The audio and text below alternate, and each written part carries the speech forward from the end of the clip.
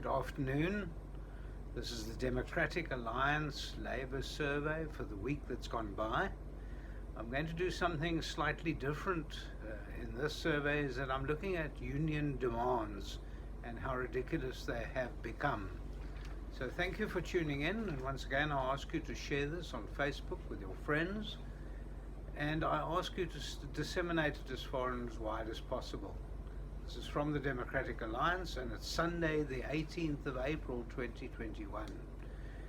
You would have seen from my previous postings that the unemployment in South Africa is getting worse and worse. A lot of people have blamed the unemployment on the pandemic, on COVID-19. The truth be told, that it was bad before COVID-19. It was the worst in the world before COVID-19, and in fact the lockdown has been more destructive than the pandemic. Our lockdown was incredibly harsh, and it has been very, very destructive in South Africa. And government has to take a lot of the blame for this. But despite that, now that we're down to level 1, the unemployment figures are still at about 40%. I mean, that's probably the worst you've seen in the world. But what's worse than that, of course, is the entry level. The youth market, the people who are uneducated, maybe have no CV, that's at 65%. That means 2 out of every 3 employees in the youth category can't find jobs. And that's ridiculous. We've just sat through now a full week of submissions to the Parliamentary Portfolio Committee of Employment and Labour. The submissions have been with regard to amendments to legislation, employment equity legislation.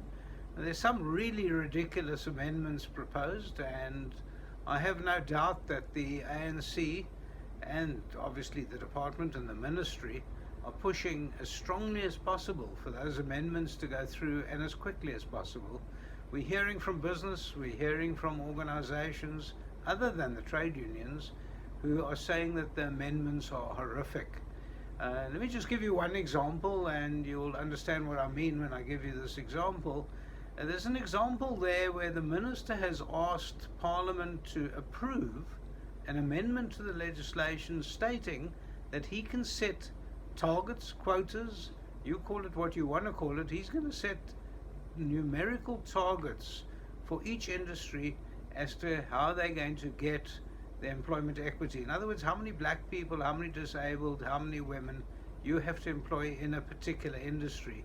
And the minister wants to make that without consultation with that particular industry. In other words, what the minister wants to do is he wants to have the legislation in his own pocket and do it through regulation without coming back to Parliament. But fearful of coming back to Parliament because there are people like the Democratic Alliance who ask the nasty questions. The Democratic Alliance asks, what's this going to do to unemployment? What's this going to do to the business community? What's this going to do to the unemployed of South Africa who will never find a job if you're going to set things like that? Of course, bearing in mind that one has to understand is as the industries are shrinking, it's very difficult to then go and reflect certain demographics, because you can't go and add to your staff when in fact you're busy retrenching. Doesn't make sense at all. It's the wrong time in our history to start social engineering of the worst kind. It's really wrong, and the minister unfortunately just doesn't see it, despite the fact that I've been screaming and shouting from the sidelines. So at the Democratic Alliance, we've taken it upon ourselves to keep pushing, to keep putting in our objections, and to keep retarding any amendments to the social engineering that is negative for employment, negative for industry, and certainly negative for anyone that wants to come into the employment in South Africa. That being said, we've also seen a whole raft of suggestions and demands made at NEDLAC, made by the trade union movement, and I'm going to refer you to some of these. I'm going to look down at my papers just to make sure that I'm giving you some of the proper reflection of what the trade union movement wants in South Africa in the future. And these demands seem to be pie in the sky, but they are real in the sense that the trade unions want to try and somehow make it better and better for the current employees in the workplace, but of course a handbrake to any further job creation. And what the trade unions don't seem to understand, and I don't know how to explain it, but they don't seem to understand that as soon as a job becomes more and more expensive and more onerous, employers look for other ways and means of getting a job done. For instance, if a cutter in a clothing factory you have to pay that cutter too much, well then you outsource it and you go to someone who's not registered. Or you import the garments, even better, then you don't have to employ anyone in the first place. Or you mechanize or computerize or do whatever's necessary to try and avoid onerous legislation. What does that mean? That means we employ less and less people in South Africa, and that figure of 40% will soon be 60% unemployment, and soon what we're doing is we're sitting on an Arab Spring. Well, we in the Democratic Alliance can't allow that. We can't allow the employment in South Africa to fall to nothing. As we know, employment in South Africa at the moment is expensive, is onerous, and comes with a whole lot of terms and conditions. Every single employer knows that they're facing at least 11 pieces of labor legislation. They're facing a raft of regulations, and every employer has to understand these regulations and has to adhere to them so that they don't fall foul of our vast South African labor law. The labor law suits the trade unions. It suits labor lawyers, of course, because they make money every time an employer breaches, but it doesn't suit the economy. It doesn't suit creation of future employment. And so let's have a look at some of the demands of the trade union movement. So thank you again for listening to me. It's Michael Bagram, Labour spokesperson for the Democratic Alliance, and it's Sunday the 18th of April 21. Well, the first demand, we have a work week of 45 hours in South Africa. Not bad, not onerous, but the unions want to push that down to a 40-hour week.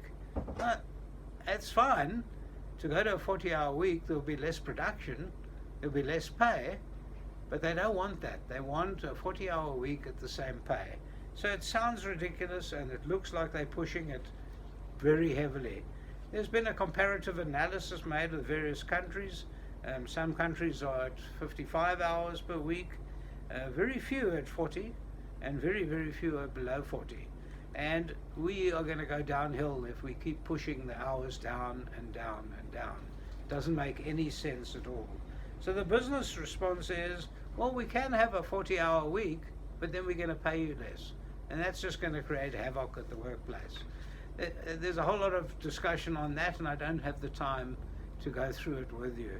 But there's also a discussion with regard to severance pay. You know, if you retrench someone, you have to pay them 1 week's pay per completed year of service. That's set in terms of the Basic Conditions of Employment Act. That's set in terms of the Labour Relations Act. Well, the unions are saying it has to be reset, and they want a bigger amount paid. They want to make it more and more difficult to retrench people. What does that do?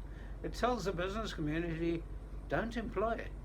Don't actually get in new people. In case one day you have to retrench them, it's going to cost you too much and it's no good. So they're pushing for that, and there's a real problem, and there's been a comparative analysis made with other countries, and we're going to be probably the worst in the world. In terms of Section 189, which is the actual retrenchment, it takes a long time and it's onerous to retrench people, very onerous. You have to go through a really difficult exercise. I spend a lot of my time in my week advising people on how to retrench properly. It's not easy. Well, what the trade unions are doing is they're trying to make it more onerous, more difficult. They're saying, we don't want you to retrench. You just got to keep people on whether you can afford them or not. Trade unions somehow don't seem to think that through. And they're saying that there should be a longer period of time that you need to consult. So they're asking for actually 120 days. Well, can you imagine how many businesses will go bankrupt? The business response is, no, we must keep it the same. We can hardly afford it in the first place. Well, there's been a whole lot of proposed amendments as well as to how you define employee. They're trying to define everyone, anyone that works in any way for you or with the company or with anyone else to define. What about the Uber driver or the Airbnb? You've got someone cleaning a flat whose employer has contracted to Airbnb, and they're saying that Airbnb should be the employer of the cleaner. In other words, skip out the middle person. It's going to create absolute havoc with that. We've got a whole lot of other suggestions from the trade union movement. I've run out of time. Thank you very much for listening to me. Michael Bagram, Labour spokesperson for the Democratic Alliance. I really appreciate your time.